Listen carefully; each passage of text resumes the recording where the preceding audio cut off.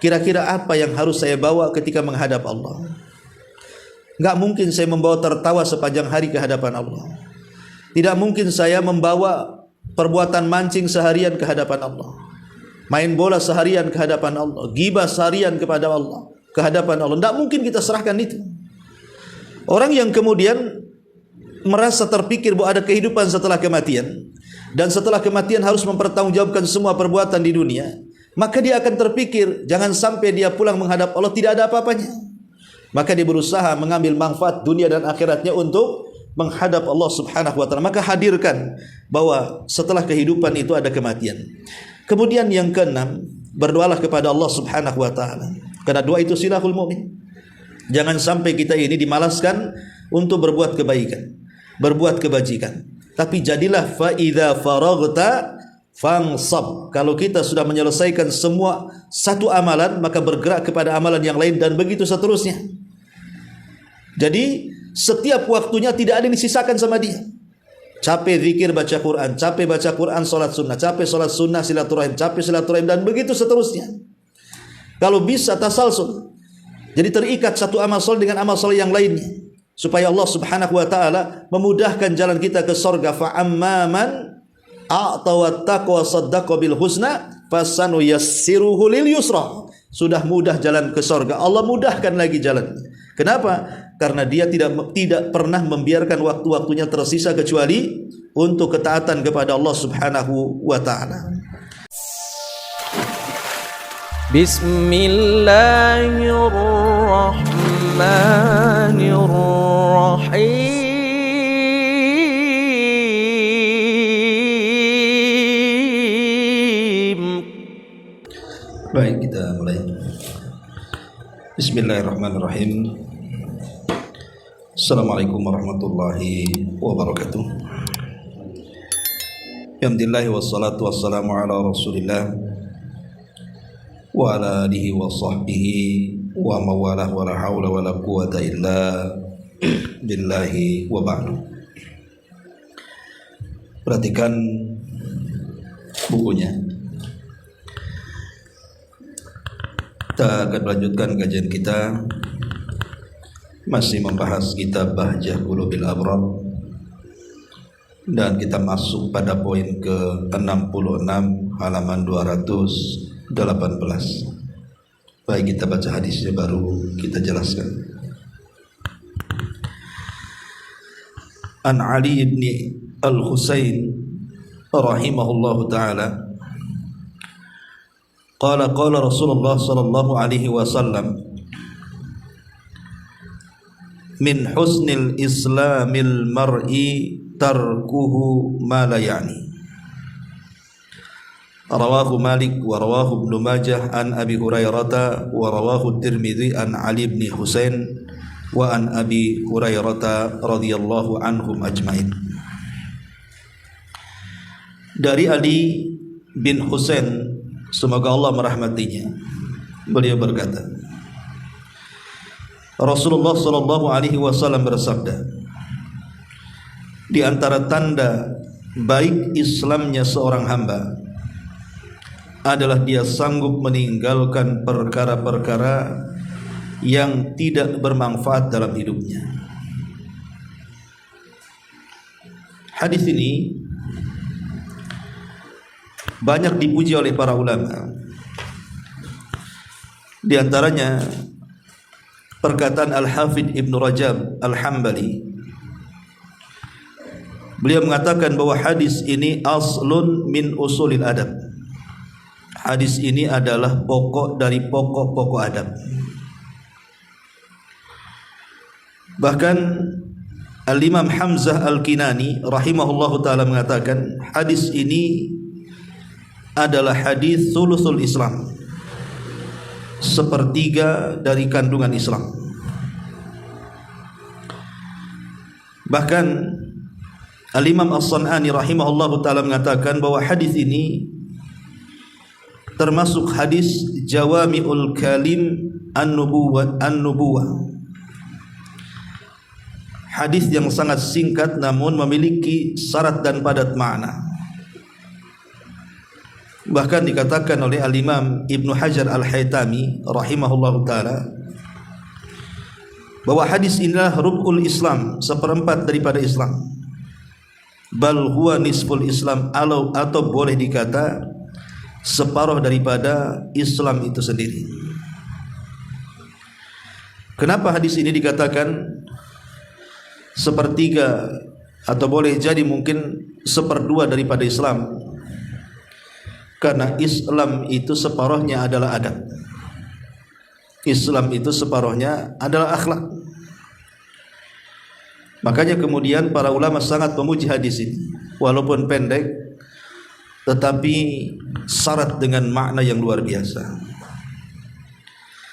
Ma'asyiral muslimat yang dimuliakan Allah Subhanahu wa taala. Nabi mengatakan di sini, min husnil islamil mar'i tarkuhu ma la ya'ni. Tanda baik Islamnya seseorang adalah ketika dia meninggalkan sesuatu yang tidak bermanfaat bagi hidupnya. Apa yang dimaksud meninggalkan yang tidak bermanfaat itu? Umar bin Abdul Aziz rahimahullahu taala memberikan catatan dan mengatakan, man adda kalamahu min amalihi qalla kalamuhu fima la yanfa'u. Beliau mengatakan, barang siapa yang memperhatikan ucapannya sebelum amalannya, maka dia akan sedikit ucapannya terhadap sesuatu yang tidak bermanfaat bagi hidupnya. Artinya kita diperintahkan atau dianjurkan oleh Umar bin Abdul Aziz untuk tidak banyak bicara, tetapi banyak-banyaklah beramal. Kemudian Hasan Al-Basri rahimahullahu ta'ala mengatakan, alamatu i'radillahi 'anil 'abdi an yaj'ala syughlahu fi ma la ya'ni. Salah satu alamat jauhnya seorang hamba dari Allah Subhanahu wa taala adalah menyibukkan dengan sesuatu yang tidak ada manfaat bagi hamba itu. Jadi orang yang sehari-hari menyibukkan sesuatu yang tidak ada manfaatnya, hakikatnya dia sedang berpaling dari Allah Subhanahu wa taala. Bahkan Al-Imam Ma'ruf Al-Karhi beliau mengatakan, kalamul 'abdi fi ma la ya'ni khudlan min Allah azza wa jalla. Ucapan hamba yang tidak ada manfaatnya sama sekali itu sama dengan merendahkan di hadapan Allah Subhanahu wa taala. Bahkan dikatakan oleh Imam Syafi'i rahimahullahu taala, salasatun tazidu fil aqli. Tiga perkara yang banyak menambah wawasan dalam pikiran seseorang. Pertama, mujalasatul ulama, duduk bersama para ulama. Yang kedua, mujalasatus salihin, duduk bersama orang saleh. Dan yang ketiga, tarkul kalami fi ma la ya'ni, meninggalkan bicara yang tidak ada manfaatnya. Jadi kalau akal kita ingin sehat, wawasan kita ingin bertambah, duduk di majlis para ulama, atau berkawan dengan orang saleh, atau tidak bicara sesuatu yang tidak bermanfaat. Bahkan Luqman Al-Hakim, seorang yang diabadikan namanya dalam Al-Quran, kenapa dia sampai sedemikian mulianya, sampai Allah menjadikan satu nama dalam Al-Quran, suratul Luqman. Ketika ditanya, wahai Luqman, kenapa sampai engkau memiliki derajat tinggi di sisi Allah? Maka Luqman Al-Hakim hanya mengatakan, sidqul hadithi wa ada'ul amanati wa tarku ma la ya'nini. Aku berusaha untuk bicara jujur, aku berusaha untuk melaksanakan amanah, dan aku berusaha meninggalkan sesuatu yang tidak bermanfaat. Maka jadilah aku seperti ini. Lihat bagaimana ucapan-ucapan para ulama di sini. Betapa berharganya waktu ini. Jangan sampai kemudian dalam kehidupan kita itu dihabiskan dengan sesuatu yang tidak ada manfaatnya. Seperti ibu berkumpul, ngobrol sana sini nggak jelas, berjam-jam. Walaupun tidak ada gibahnya, tidak ada namimahnya, Tapi kalau menghabiskan waktu dan tidak ada manfaat dunia dan akhiratnya, buat apa? Hanya menghabis-habiskan dan menghambur-hamburkan waktu saja. Apalagi kalau majelisnya itu diselingi dengan ghibah, atau memang majelisnya itu adalah majelis ghibah. Majelisnya itu majelis gosip, ngomongin tetangga, ngomongin kawan, ngomongin orang. Ini lebih lagi tidak layak seorang muslim untuk bermajelis di situ. Karena bagaimanapun seseorang yang menghabiskan waktu tanpa ada manfaatnya itu bukan tanda baiknya Islam. Seseorang yang menghabiskan waktu dan tidak ada manfaat dunia dan akhiratnya menunjukkan orang ini tidak baik Islamnya. Karena kita lihat di masyarakat ini ada orang yang menghabiskan usianya itu hanya dengan tertawa saja. Dari pagi, siang, sore, malam tertawa saja. Seolah-olah hidup hanya untuk tertawa. Ada orang yang menghabiskan waktunya hanya untuk bercanda saja. Seolah-olah tidak ada waktu kecuali bercanda. Atau membicarakan orang lain yang tidak ada manfaatnya sama sekali. Lah itu bukan tanda baiknya Islam, kata Rasul. Sebagaimana hadis yang kita bahas, bahwa tanda baiknya Islam itu kalau dia meninggalkan sesuatu yang tidak bermanfaat. Artinya kalau dia melaksanakan sesuatu yang tidak bermanfaat, berarti mafhum mukhalafahnya tidak dianggap baik Islamnya. Ma'asyiral muslimat yang dimuliakan Allah Azza wa Jalla. Lalu seperti apa penjelasan para ulama tentang hadis ini? Hadis ini memiliki faedah yang banyak. Pertama, faedah hadis ini, yang bagi lil insan an yada'a ma la ya'ni. Sudah selayaknya seorang hamba meninggalkan sesuatu yang tidak ada manfaatnya. Ingat, setiap waktu yang berjalan di hadapan kita itu akan ditanya. Setiap waktu, dari nafas yang kita keluarkan, itu semua ada pertanggungjawaban di hadapan Allah Subhanahu wa taala. Maka jangan sia-siakan waktu lewat tanpa ada tulisan yang positif di tangan-tangan para malaikat. Yang kedua, tarkul lagwi wal fuduli dalilun ala kamalil islamil mar'i. Meninggalkan sesuatu yang tidak ada faedah atau sesuatu yang bersifat berlebih, maka itu menunjukkan kesempurnaan Islam seseorang. Jadi meninggalkan sesuatu yang tidak ada manfaatnya, kayak orang mancing berjam-jam dari pagi sampai malam, bahkan malam lanjut lagi sampai subuh. Dapat apa coba? Kecuali memang keluarganya kelaparan, cari nafkah, mancing ikan, mungkin kan itu. Tapi ada sebagian orang itu hanya hobi saja. Coba bayangkan orang mancing dari pagi sampai siang, yang harusnya dia bisa melaksanakan kewajiban Allah dan juga kewajiban seorang hamba kepada hamba yang lain, dihabiskan hanya nongkrong di tepi danau. Atau orang yang menghabiskan nongkrong di pinggir jalan, atau seperti lihat anak-anak muda sekarang, ngalor ngidul ngetan ngulon gak jelas, kemudian membentuk geng motor dan yang semacamnya. Atau ibu-ibu yang ngerumpi ke sana kemari.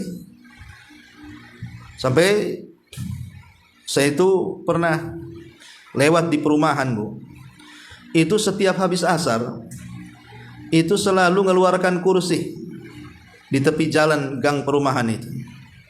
Saya pikir apa? Rupanya kalau habis asar kira-kira 4:30 mulai tuh satu-satu keluar mak-mak tuh, duduk di kursi situ satu-satu. Lama-lama ada 5, 6, 7 sampai 10 mak-mak di situ. Rupanya lagi gosip. Besoknya gitu lagi, besoknya gitu lagi. Jadi ada orang-orang itu yang menghabiskan waktunya hanya untuk itu saja. Padahal Rasul mengatakan min husnil islamil mar'i tarkuhu ma la ya'ni. Yang ketiga, al-hathu ala isti'maril waqti, dorongan keras agar kita ini menghargai waktu. Karena waktu ini tidak akan pernah kembali. Yang kemarin tidak mungkin terulang. Yang akan datang belum tentu kita dapati. Yang sekarang inilah yang mungkin kita bisa raih. Maka waktu yang sekarang kita dapati jangan sia-siakan. Karena kita tidak mungkin menyesal dengan waktu yang telah lewat. Kemudian juga yang keempat, al-budu an safa sifil umuri, menjauh dari perkara-perkara yang tidak ada gunanya, yang tidak ada manfaatnya. Apa saja? Kalau tidak ada manfaatnya, jauhi. Nampaknya main bola nggak ada manfaatnya, jauhi. Nampaknya mancing nggak ada manfaatnya, jauhi. Nampaknya hobi melihara kucing, melihara burung, melihara ayam, kalau nggak ada manfaatnya, jauhi.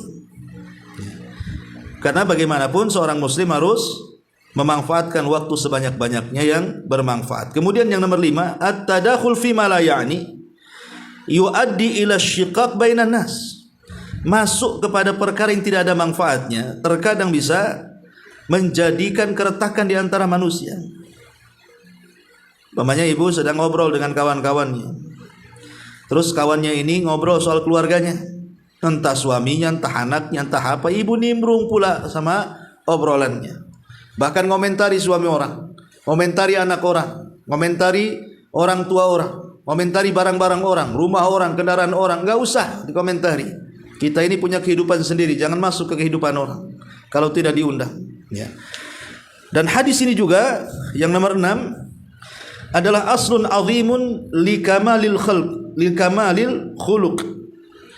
Bahwa hadis ini adalah pokok yang sangat besar, pondasi yang sangat agung untuk mendidik tentang kesempurnaan akhlak.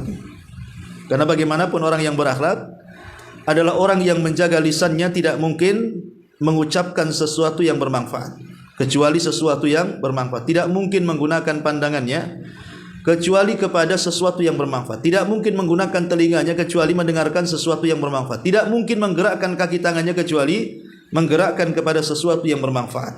Jadi faedah yang ke-6 adalah hadis ini menunjukkan tentang kesempurnaan akhlak manusia.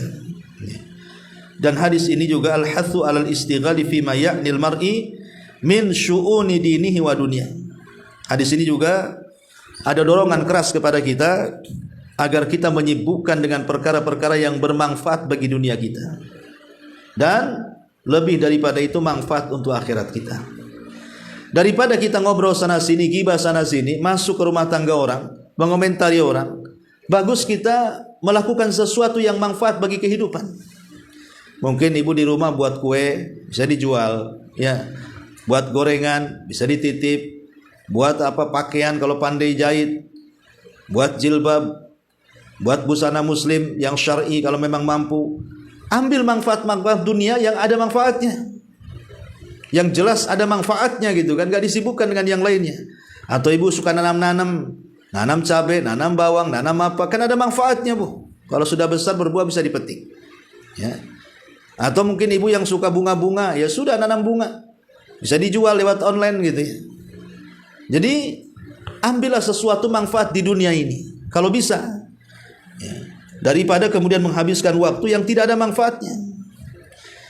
Ma'asyiral muslimat yang dimuliakan Allah Azza wa Jalla. Kemudian juga diantara manfaat hadis ini, bahwa orang yang mengerjakan sesuatu yang tidak ada manfaatnya, hakikatnya dia kurang iman.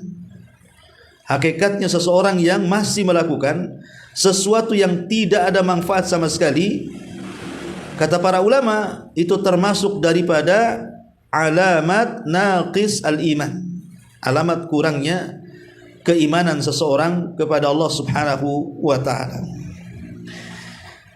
Baik masyarul muslimat yang dimuliakan Allah Subhanahu wa ta'ala, lalu bagaimana caranya supaya kehidupan kita itu terisi dengan sesuatu yang bermanfaat? Apa dorongannya?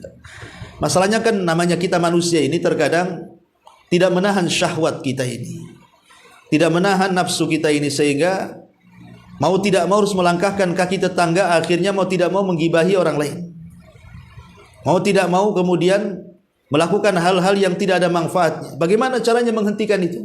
Mengganti adat yang tadinya mengambil sesuatu yang tidak ada manfaat menjadi sesuatu yang bermanfaat. Apa tipsnya? Apa obatnya?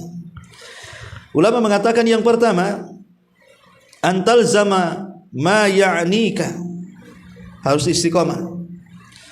Istiqomah dengan sesuatu yang bermanfaat. Harus sabar dan istiqomah. Kalau tidak sabar dan istiqomah, bosanan, nanti terjatuh kepada sesuatu yang tidak ada manfaatnya. Kemudian yang kedua, dawamul mujahadah, senantiasa berijtihad, bersungguh-sungguh. Jangan sampai putus asa. Karena hanya orang-orang yang bersungguh-sungguh itulah yang akan mendapatkan petunjuk Allah. Sebagaimana Allah mengatakan walladzina jahadu fina lanahdiyannahum subulana. Orang-orang yang sungguh-sungguh mencari jalan kami akan berikan petunjuk dia. Jadi yang kedua bersungguh-sungguhlah. Yang pertama istiqamah, yang kedua bersungguh-sungguh, yang ketiga muhasabatu nafsika. Cobalah menghisab diri sendiri, menghitung diri sendiri. Sebelum bicara itu apakah orang lain tersinggung atau tidak dengan bicara saya? Sebelum kita melakukan, apakah apa yang saya lakukan menyakiti orang atau tidak? Sebelum bicara itu apakah saya membicarakan sesuatu yang ada dosa atau tidak? Melakukan sesuatu yang ada pahala dosanya atau tidak? Pokoknya dipikirkan. Ya, sebelum melakukan sesuatu berpikir dulu.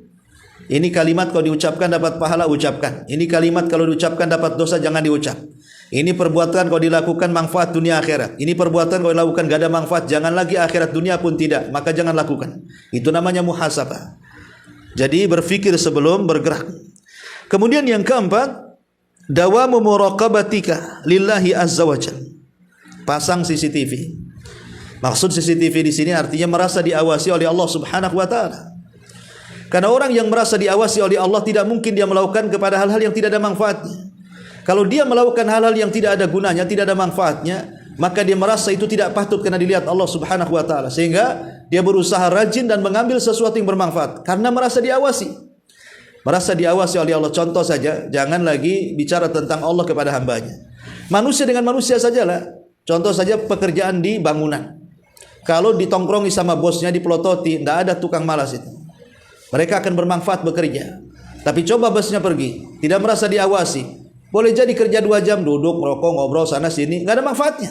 Akhirnya hasilnya tidak ada. Nah, itu sesama hamba terjadi. Maka jangan sampai terjadi kepada Allah Subhanahu wa taala. Bahwa kita ini diawasi dan dilihat Allah, dan itu sebagai perangsang kita meninggalkan sesuatu yang tidak bermanfaat.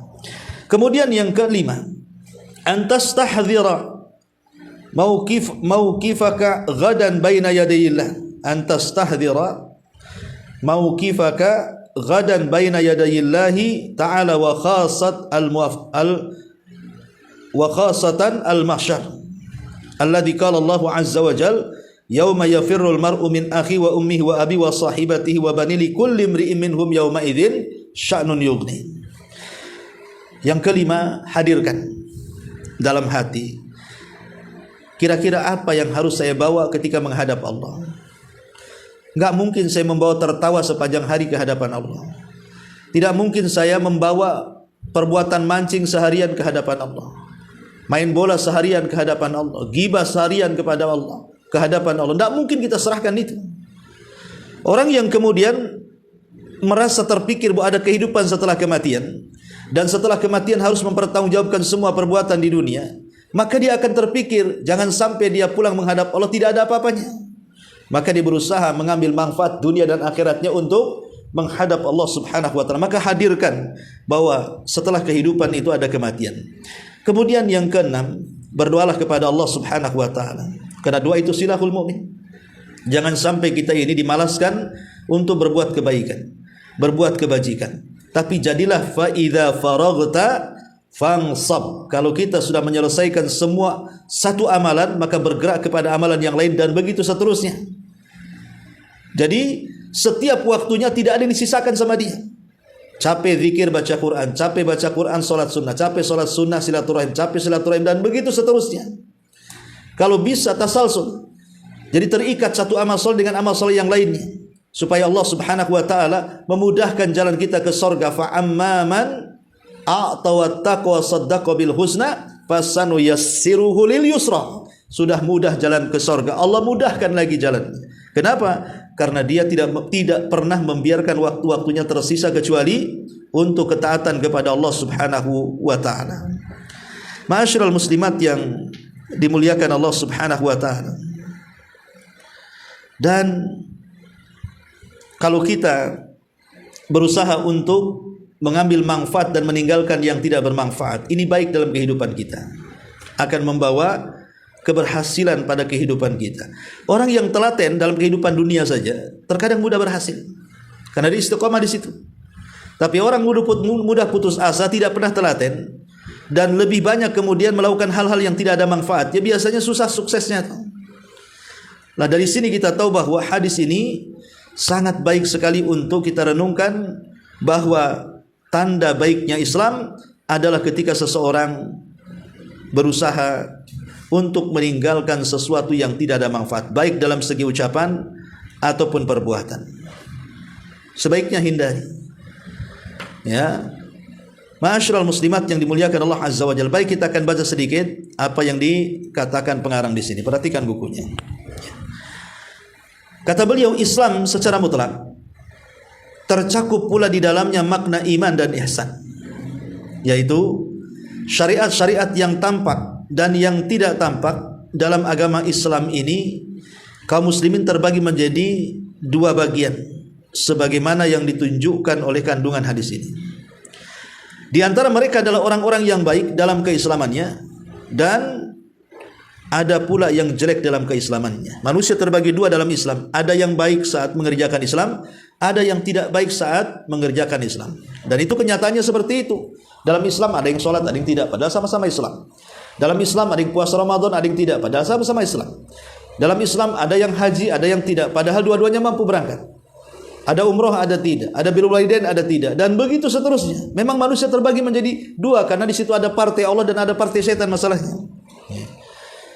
Kemudian kata beliau, barang siapa menjalankan Islam secara lahir dan batin, dia adalah orang yang baik dalam keislamannya. Allah mengatakan, wa man ahsanu dinan mimman aslama wajhahu lillah wa huwa muhsinun wattaba'a millata Ibrahim hanifa wattakhadallahu Ibrahim khalila. Dan siapakah yang lebih baik agamanya daripada orang-orang yang ikhlas berserah diri kepada Allah, sedangkan dia mengerjakan kebaikan dan mengikuti agama Ibrahim yang lurus, dan Allah telah memilih Ibrahim menjadi kekasihnya. Kata pengarang, maka orang yang baik ini akan menyibukkan dirinya dengan perkara-perkara yang bermanfaat bagi dirinya. Di antaranya adalah meninggalkan perkara-perkara yang wajib. Di antaranya adalah meninggalkan perkara-perkara yang wajib ia tinggalkan. Apa yang wajib ditinggalkan? Kemaksiatan, keburukan, dan yang semacamnya. Demikian pula dia meninggalkan perkara-perkara yang sebaliknya sebaiknya ditinggalkan, seperti perkara makruh, dan termasuk pula perkara mubah yang hanya bersifat tambahan dan tidak ada maslahat baginya, bahkan cenderung membuatnya terluputkan dari kebaikan.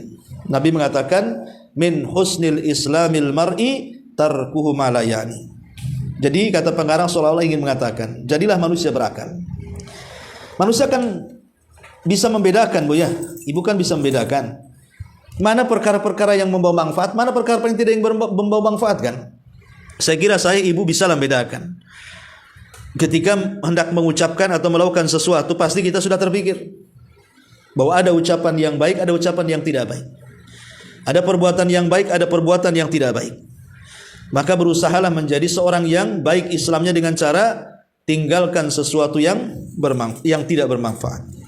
Kemudian kata pengarang, dipahami juga dari hadis ini bahwa seseorang yang melakukan perkara-perkara yang tidak bermanfaat baginya, sesungguhnya dia adalah orang yang jelek dalam keislamannya. Hal ini meliputi segala ucapan dan perbuatan yang dilarang, baik larangan yang hukumnya haram ataupun larangan yang hukumnya makruh. Jadi pengarang ingin mengatakan di sini bahwa sesuatu yang tidak bermanfaat atau bermanfaat itu mencakup semuanya, baik ucapan ataupun segala bentuk perbuatan, aktivitas yang dilakukan manusia. Maka jangan sampai kemudian, saya ulangi dari awal, menghabiskan waktu-waktu kita yang tidak ada guna. Tapi gunakanlah waktu semanfaat mungkin, karena Rasul yang mengatakan ihris ala ma yanfa'uka wasta'in billah. Semangatlah untuk meraih sesuatu yang bermanfaat bagi kehidupanmu, kemudian minta tolonglah kepada Allah Subhanahu wa taala. Kemudian yang terakhir kata beliau di sini, hadis ini tergolong sebagai ungkapan singkat yang maknanya bersifat umum dan menyeluruh, karena hadis ini menyebutkan pembagian dua jenis kaum muslimin dan menjelaskan sebab-sebab yang dapat mewujudkan baiknya keislaman seorang muslim, yakni dengan menyembunyikan diri dari perkara-perkara yang bermanfaat, menyibukkan diri dari perkara-perkara yang bermanfaat dan meninggalkan perkara-perkara yang tidak bermanfaat, baik berupa ucapan dan perbuatan. Demikian pula dengan meninggalkan sebab-sebab yang bisa menjadikan sebagai orang yang jelek dalam keislamannya, yaitu lawan dari hal-hal yang telah disebutkan di atas. Jadi pengarang ingin mengatakan di sini, sebisa mungkin saya, ibu atau siapapun, ya, sibukkanlah dengan perkara yang ada manfaat. Jangan menyibukkan dengan sesuatu yang tidak ada manfaatnya. Seperti tadi, ghibah, namimah, menjelek-jelekan, menghina, merendahkan, atau melakukan hal-hal yang tidak ada manfaatnya. Asik ke shopping aja tiap hari, nggak ada manfaatnya. Kemudian juga menghabiskan waktu-waktunya hanya untuk dunia saja, akhirat lupa. Sampai meninggalkan sholat, meninggalkan kewajiban kepada Allah Azza wa Jalla. Memang sesuatu yang tidak ada manfaat ini, ucapan manusia yang keluar itu memang dua. Ada yang ada manfaatnya, artinya ada pahalanya. Ada yang keluar penuh dengan dosa karena tidak ada manfaatnya. Walaupun di sana ada yang ketiga, sesuatu yang tidak berdosa dan tidak berpahala, kalimat-kalimat mubah. Tapi sesuatu kadangkala dari perkara mubah itulah hadis ini berlaku. Contoh mamanya, seseorang hobi jogging, jalan-jalan gitu kan. Kan ada waktu-waktunya. Mungkin pagi, ini indah. Pagi jogging, siang jogging, sore jogging, malam jogging. Untuk apa coba? Ada yang menghabiskan waktu-waktunya hanya untuk itu saja. Atau ibu menghabiskan waktunya hanya untuk merawat badan saja. Mungkin kalau laki-laki itu ke fitness setiap hari, yang dipikirkan badan dia saja. Bagaimana supaya sterek, badannya bagus. Nggak mikir bahwa di sana ada hak Allah, sholat, puasa, zakat dan yang semacamnya. Atau ibu menyibukkan dengan kecantikan saja, si ngaca saja, ya, beli kosmetik, dandan sana, dandan sini, nggak ada ibadahnya. Ya, jadi itu semua akan dipertanggungjawabkan di hadapan Allah Subhanahu wa Ta'ala tentang waktu yang dilewatkan. Makanya kenapa Nabi SAW sampai mengatakan dalam sebuah hadis, ni'matani maghbunun fihi makathirun minan nas, as-sihhatu wal farag, kata Rasul. Ada dua nikmat yang manusia melupakan. Salah satunya adalah waktu luang dan kesehatan. Kenapa di waktu luang dan badan sehat tidak melakukan sesuatu yang bermanfaat? Ketika badan sakit baru terpikir ingin ibadah. Ketika badan sakit baru terpikir ingin melakukan ketaatan dan dekat dengan Allah. Ketika sehat kemana? Ketika luang waktu tidak dimanfaatkan, ketika sibuk alasannya pengen ke pengajian tapi tak bisa karena sibuk. Ya. Ketika tidak sibuk nggak pernah ke masjid. Ketika sibuk jadi alasan. Aduh, saya kalau nggak sibuk saya juga ke masjid deh. Saya juga ke majelis ta'lim. Itu alasan kosong itu. Ya, itulah dua nikmat yang akan ditanya. Luang waktu dan kesehatan. Itu paling banyak dilupakan manusia. Wallahu alam, ini diantara syarah dari kitab Bahjah Qulubil Abrar. Baik, sebelum saya tutup, kalau yang ada bertanya silahkan.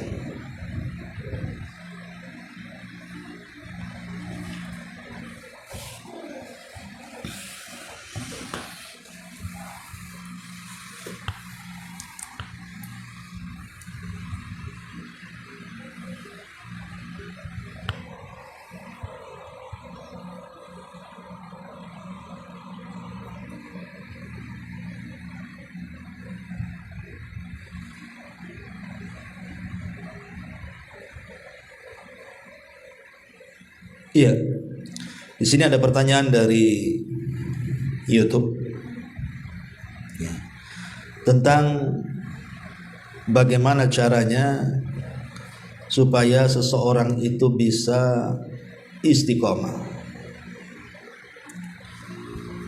Ya, masyarul muslimat yang dimuliakan Allah Subhanahu wa Ta'ala. Tentu kalimat istiqomah ini kalimat yang sering diucapkan dan mudah diucapkan namun berat dalam perbuatan.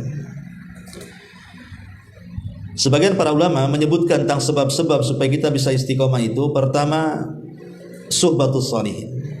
Kalau ingin istiqomah, berkawanlah dengan orang-orang baik. dan bergabunglah dengan lingkungan-lingkungan yang baik. Maka itu pasti istiqomah. Yang kedua, dawamul iftikar ilallah. Jangan pernah merasa kaya di hadapan Allah. Jangan pernah merasa cukup di hadapan Allah. Jadilah orang miskin, orang fakir, orang yang paling berhajat dengan Allah Subhanahu wa taala. Kemudian yang ketiga, mujahadatun nafsi. Tentu sudah jelas. Mujahadah, bersungguh-sungguh melawan hawa nafsu. Karena yang membatalkan istiqomah itu ketika seseorang mulai mengikuti hawa nafsu syahwat. Kemudian yang keempat, jagalah sesuatu yang sunnah selain daripada yang wajib. Seperti selain melaksanakan sholat 5 waktu, di sana ada sholat-sholat sunnah. Selain daripada puasa Ramadan ada puasa sunnah. Selain haji ada umrah. Selain daripada zakat ada sedekah dan begitu seterusnya. Kemudian juga sering-sering baca Quran. Kalau ingin istiqomah, sering-sering membaca Al-Quran dan tadabbur. Kemudian juga kalau ingin istiqomah, cobalah teringat dengan kematian, bahwa kita akan mati, dan setelah mati ada pertanggungjawaban di hadapan Allah Subhanahu wa taala. Maka kita akan istiqomah. Dan yang terakhir, jauhi seluruh sebab-sebab yang menjadikan kita tidak istiqomah, seperti maksiat, kemungkaran, sesuatu yang bisa melalaikan kewajiban. Hindari semuanya. Dengan cara apa? Sebagaimana hadis yang kita jelas, ambillah sesuatu yang ada manfaatnya, jauhi sesuatu yang tidak ada manfaatnya.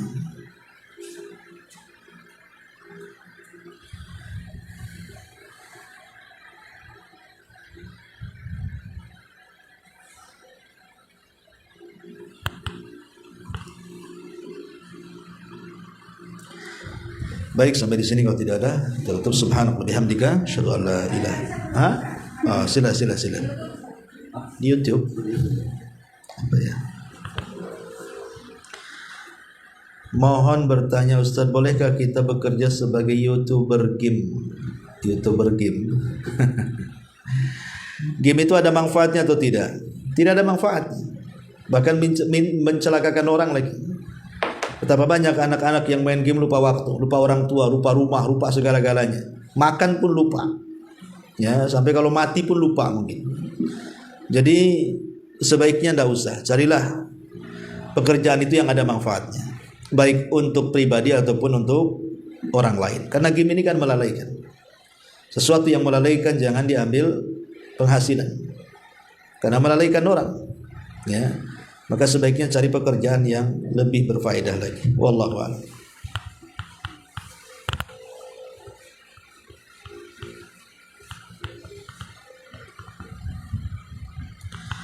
Baik, sampai di sini. Subhanallah bihamdika, asyhadu an la ilaha illa anta, astaghfiruka wa atubu ilaik. Allahu taala alam. Assalamualaikum warahmatullahi wabarakatuh.